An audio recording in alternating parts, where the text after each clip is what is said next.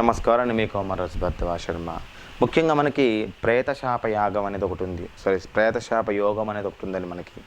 ప్రేతశాప యోగం ముఖ్యంగా చంద్రుడు ఏంటంటే పాపత్వం పొందటం, అంటే చంద్రుడితోని కేతువు యుతి కానీ, చంద్రుడితోని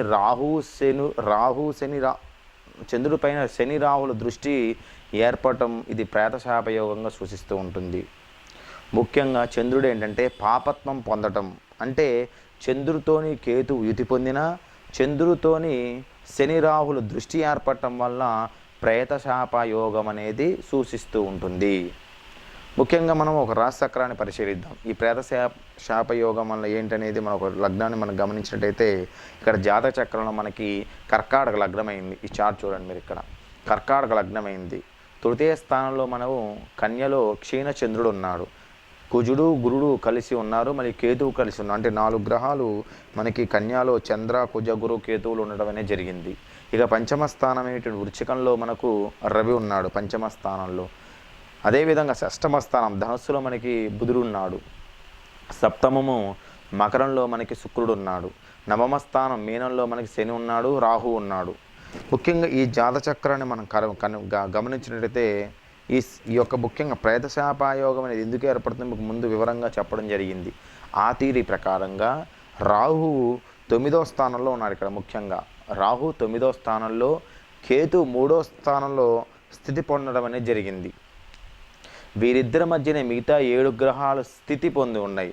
కాబట్టి దీని ఏంటంటే శంఖచూడాకాల సర్పదోషం అనేది సూచిస్తూ ఉంటుంది. ముఖ్యంగా అంటే ఈ థియరీ ప్రకారంగా ఏంటంటే రాహు 9లో ఉండి కేతు 3వ స్థానం స్థితి పొంది ఉన్నారు. కాబట్టి వీరిద్దరి మధ్య మిగతా 7 గ్రహాల స్థితి పొందడం వల్ల దీన్ని శంఖచూడాకాల సర్పదోషాన్ని సూచిస్తూ ఉంటారు. ఏ కన్యకైనా సరే చంద్రలగ్నం నుంచి లెక్క పెట్టినప్పుడు సప్తమాధిపతి మరియు అష్టమాధిపతి కలిసి కేంద్రస్థానం అయినటువంటి 1, 4, 7, 10 ఉండి పాపగ్రహ వీక్షణ ఉంటే కన్యకు ప్రారబ్ధం ఉంటే ప్రారబ్ధ కర్మ వలన వైదవ్యం అనేది సంప్రాప్తిస్తుంది. వైదవ్యం అనేది రావడానికి అవకాశం ఎక్కువగా ఉంది.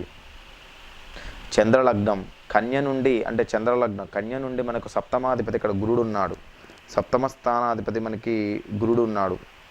జాతక చక్రం అంటే చంద్రలగ్నం నుంచి సప్తమాధిపతి గురువు మరియు అష్టమాధిపతి కుజుడు కలిసి చంద్రలగ్నంలో ఉండడం అనేది జరిగింది. రాశిచక్రంలో 3లో కన్య క్షీణచంద్రుడు, కుజుడు, గురుడు, కేతుల యొక్క స్థితి పొంది ఉంది. అంటే చంద్రలగ్నంలో, అంటే మనకి లగ్నం నుంచి 3వ స్థానంలో కన్యలో మనకి సప్తమాధిపతి గురుడు మరియు అష్టమాధిపతి కుజుడు మరి కలిసి చంద్రలగ్నంలో ఉన్నారన్నమాట. ముఖ్యంగా వీరిద్దరు కూడా అంటే రాశిలో కూర్చున్నారు. అదేవిధంగా రాశిచక్రంలో 3వ స్థానంలో కన్యలో మనకి క్షీణచంద్రుడు, కుజుడు, గురుడు, కేతుల స్థితి పొంది ఉంది. ఇక్కడ క్షీణచంద్రుడితోని మనకి ఏంటంటే కేతువు యొక్క యుతి పొంది వీరికి శని రాహుల దృష్టి ఏర్పడింది. ఈ జాతకంలో గమనించండి, క్షీణచంద్రుడితో కలిసిన కేతువు యుతి పొంది వీరికి ఏంటంటే శని రాహువుల యొక్క దృష్టి అనేది ఏర్పడింది. ఎందుకంటే సప్తమ వీక్షణం అనేది ఉంది. ఇక్కడ రాహుకి సప్తమ వీక్షణం, శనికి సప్తమ వీక్షణం అనేది జాతకంలో కలిగింది. లగ్నాధిపతి చంద్రుడు కుజుడితో కలిసినప్పుడు సర్పశాపం అనేది అంటారు ఎక్కువ శాతం కూడా. లగ్నాధిపతి చంద్రుడు కుజుడితో కలిసినప్పుడు సర్పశాపం అనేది అంటూ ఉంటారు.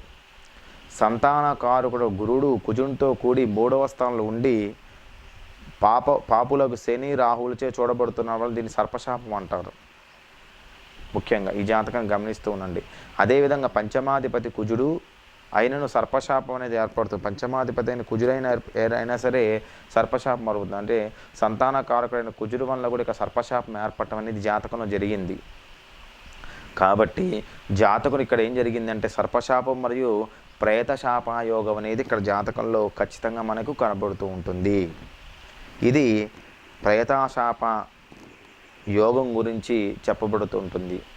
ముఖ్యంగా సర్పశాపము ప్రేతశాప యోగం 2 ఏర్పడినప్పుడు వారికి ఆయుష్ తక్కువగా ఉండడానికి అవకాశాలు ఎక్కువగా ఉన్నాయి. అంటే మధ్యమ ఆయుష్ మాత్రం ఇవ్వడానికి అవకాశాలు ఎక్కువగా ఉన్నాయని జ్యోతిష్ శాస్త్రం చెప్తూ ఉంటుంది. అందరు వీడియోని లైక్ చేయండి, షేర్ చేయండి, సబ్స్క్రైబ్ అవ్వండి.